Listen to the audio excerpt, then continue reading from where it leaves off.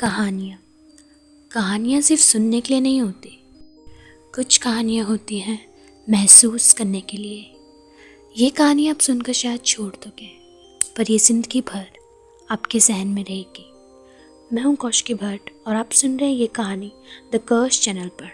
तो चलिए शुरू करते हैं। मेरी शादी को लगभग 1 साल हो चुका है। सब कुछ बहुत अच्छा चल रहा था। मेरी वाइफ अवनी बहुत ज़्यादा शांत स्वभाव की है और मैं उससे बहुत ज़्यादा प्यार करता हूँ। हमारी मुलाकात एक जॉब के सिलसिले से हुई थी और कब वो दोस्ती प्यार में बदल गई हमें खुद पता नहीं चला। लेकिन अब हाल ही में बहुत चीज़ें अजीब होने लगी है।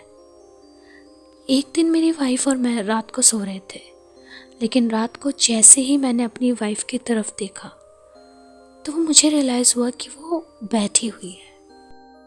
मैं आधी नींद में उसको आवाज़ लगाता हूँ, अवनी इतनी रात को तुम क्या कर रही हो? लेकिन वो कोई भी रिस्पॉन्स नहीं दे रही थी। मैं अपने बगल के लैंप को ऑन करता हूँ और मैं उठता हूँ। मैं जैसे ही अवनी को देखता हूँ वो बस एक टक लगाए हमारे बेडरूम के कोने में घूर रही थी। मैं उसकी शक्ल को देख सकता था।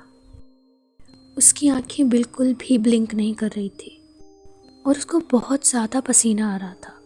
उसको देखकर ऐसा लग रहा था जैसे कि मानो वो बहुत ज़्यादा शॉक में है।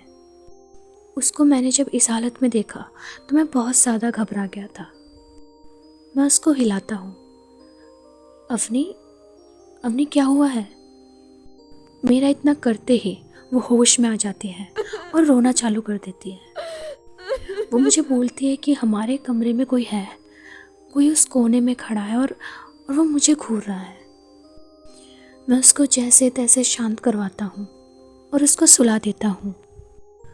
टू बी ऑनेस्ट, स्टार्टिंग में मुझे लगा कि वो थोड़ा ज़्यादा ही थक गई है एंड उसको रेस्ट की ज़रूरत है, तो मैं इस बात पर ध्यान नहीं देता। लेकिन अगले ही दिन से मेरी वाइफ का स्वभाव थोड़ा और ज़्यादा अजीब हो गया था। वो नॉर्मल से ज़्यादा ही गुमसुम रहने लगी थी। मैं जब भी उसको कोई ज़रूरी बात बताता तो वो बहुत ज़्यादा देर में रिस्पॉन्स करती थी। इसी तरह 1-2 हफ्ते गुजरे और इन्हीं 2 हफ्तों में मैंने एक चीज़ नोटिस की थी। रात को जब हम सोते थे तो मेरी वाइफ दूसरी तरफ करवट लिए रात में हंसने लगती थी। मैं तो सो जाता था, लेकिन वो मेरे बगल में लेटी रहती थी और अजीब तरीके से हंसती थी। और मैं जब सुबह उससे पूछता तो उस वक्त भी उसको कुछ पता ही नहीं होता था। मेरी वाइफ का चेहरा भी काफ़ी ज़्यादा अजीब लगने लगा था मुझे, और एक दिन तो हद ही हो जाती है। एक रात मैं सो रहा होता हूँ और मुझे फिर से उसके हंसने की आवाज़ आती है। और जब मैं अपनी आंखें खोलता हूँ तो जो मैं देखता हूँ वो लफ्ज़ों में मैं बयां नहीं कर सकता। मेरी वाइफ इस बार मेरी ही तरफ करवट ली थी। उसकी आंखें खुली हुई थी और वो बस मुझे घूरते हुए हंस रही थी। उसकी आंखों को देखकर ऐसा लग रहा था जैसे वो बहुत देर से ब्लिंक ही ना करी हो। उसकी आंखों से आंसू आ रहे थे, लेकिन वो हंस रही थी। एक पल के लिए मेरी पूरी बॉडी में सेंसेशन होने लगती है।